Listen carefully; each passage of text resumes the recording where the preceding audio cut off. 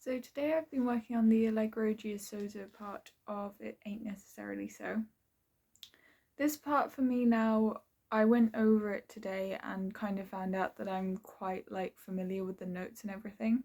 This is one of those sections that I don't practice as much because, as I've just said, I don't find it as difficult technically and rhythmically anymore.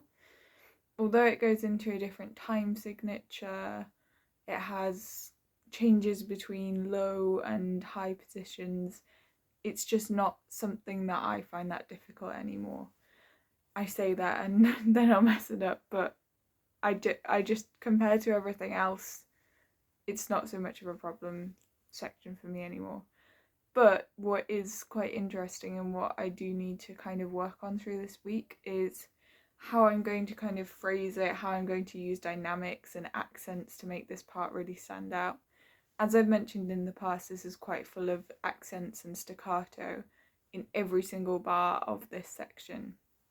And so I need to make sure that I hit all the accents, that all the staccatos are pronounced enough, I suppose. And then also it has a forte dynamic at the beginning of it and it doesn't have any of the dynamics. But for me, I kind of, because it already has quite a lot of features that make it stand out from the rest of the piece, but I want to make it more stand out, use dynamics to kind of make it that really big element of the first page. Because it only has 40 at the beginning of the section, obviously the composer's not kind of wanting to bring it out so much in terms of dynamics, because he's probably already realised that he's done quite enough with accent, staccato, changing time signature, notes. But I kind of feel like this section it's a lot of imitation going on, so it has the same rhythm every 2 bars. So we get a dotted quaver with a semi-quaver and a crotchet in the first bar. That repeats in the second bar, but it has different notes. Then it changes rhythm to having 2 quavers, 2 semi-quavers and a quaver. And then it repeats at the bar afterwards, so on and so forth. It gets different rhythms every 2 bars. So for me, this kind of acts as almost an echo in my head. It's echoing the same rhythm, although it doesn't match that with the note, and we have the lower position on the first bar of every rhythm change, and then the higher part on the second bar of every rhythm change.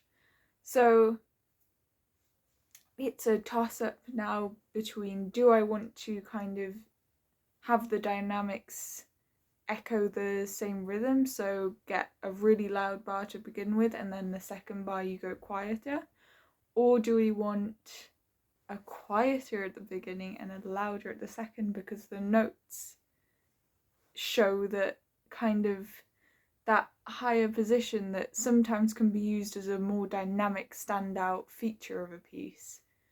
Do I do that as the louder dynamic? So it's a really interesting thing to play with dynamics sometimes, because the composer gives you so much room to work with it, especially within this piece, which only has, it doesn't even have any crescendo markings in it, and it has 1 or 2 fortes, and it doesn't really show if we're supposed to go to piano or mezzo piano or anything like that. It just has a few fortes in, so the rest of it is for me to play with. I'll play this Allegro Giocoso section. I haven't solidified the dynamics yet, I'm still playing around with that, which is quite fun for me. So this will just sound how I've been playing it today, but maybe me trying to have a bit of an experiment around with dynamics in this clip as well.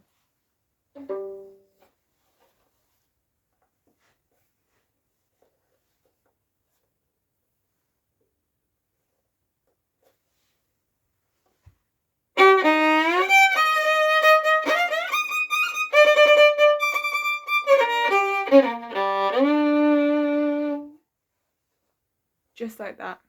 That's as small as the section is. We can take it at different speeds, whatever we want to do, but that's kind of overall sound of the piece. So in the future, I will carry on experimenting with those dynamics and update you on what I've actually decided on. I'll listen through a few recordings of it that I hear on YouTube, say, or even Spotify, and I'll listen to those and see what people do with it, kind of thing, because that'll also be interesting and inspiring for me to know. Then the next thing I'm going to be doing is moving on to the next section, which for me is tempo 1, and I think I'll take this for the next 2 lines, or 1.5 lines, which will be my next section, and I'll keep practicing this. The whole section, I would say, goes through to Allegro, but I need to split it up into separate parts because this next bit has lots of different features, and I kind of class it as like a transition part. So we've had an imitation of the first section in tempo 1 after Allegro Giocoso, and then we're going through to a totally new thing, without any kind of influence over the last bit of the piece.